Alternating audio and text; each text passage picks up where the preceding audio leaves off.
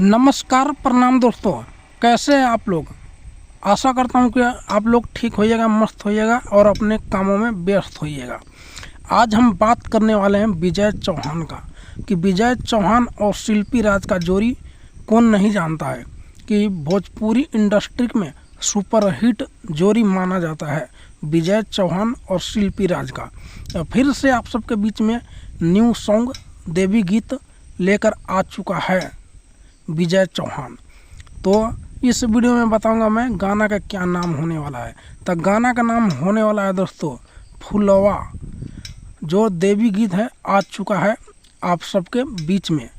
अगर आप लोग नहीं देखे हैं तो देखिए और ढेर सारा प्यार और आशीर्वाद बनाइए ये गाना के ऊपर।